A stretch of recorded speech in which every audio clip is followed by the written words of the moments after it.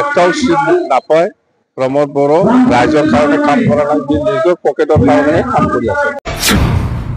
উদ্দেশ্য আছে, যিটো উদ্দেশ্য ইহঁতে পূৰণ কৰিব পৰা নাই ইউপিপিএলৰ লগত থাকি পেলাই।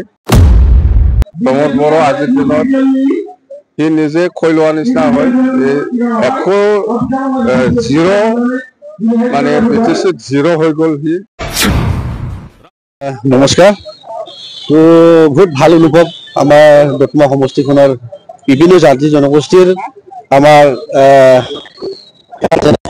বা আমাৰ ভোটাৰসকলে আমি অন্তৰৰ পৰা আমাৰ দতমা BPF ৰাজনীতিক দলৰ ব্লগৰ হৈ মই ধন্যবাদ যাচিছোঁ। তো আহি থকা দিনত নিশ্চয় তেখেতসকল সহায় সহযোগিতাত আমি BPF ৰাজনীতিক দলৰ প্ৰাৰ্থী বা কেণ্ডিডেট হিচাপে আমি দতমা সমষ্টিৰ পৰা নিশ্চিত জয় হোৱাটো একদম নিশ্চিত।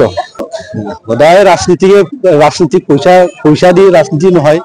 যদি পইচা দি ৰাজনীতি হ'লে হয়, বিভিন্ন স্তৰৰ পৰা পইচা লৈ পেলাই আমাৰ এইখন অঞ্চলৰ ৰাজনীতি খেলিব আহিব বা গোটাই অসমখনত বা গোটাই ভাৰতবৰ্ষখনত উদ্যোগপতিবিলাকে মিনিষ্টাৰ হ'ব পাৰিলে হয়, মন্ত্ৰী হ'ব পাৰিলে হয়, MLA হ'ব পাৰিলে হয়, MP হ'ব পাৰিলে হয়।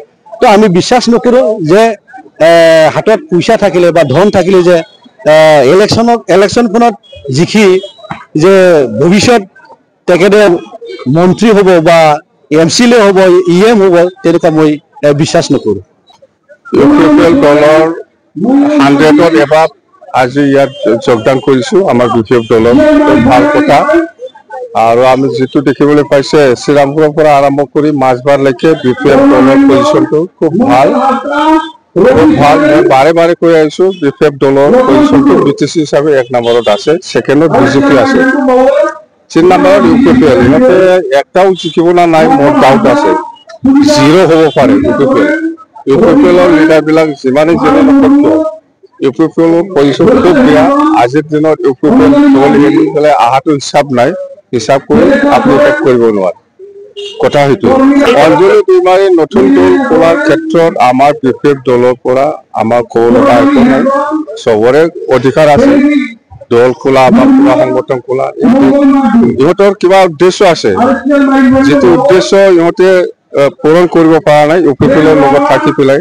সেইকাৰণে ইহঁতে ইউপিপিএল এৰি পেলাই আজিৰ দিনত নতুন দল খুলি পেলাই NPPৰ যিবিলাক আকাংক্ষা পূৰণ কৰিব বিচাৰিছোঁ বাছ পলিটিকেলি। BPFৰ একো ক্ষতি নহয়, BPFৰ একো ক্ষতি নহয়, ক্ষতি ইউপিপিএলৰ আছে। যিহেতু ইহঁতে ইউপিপিএলে কৰিছিল আগত আমাৰ আৰু বাকী পাছ হৈছে।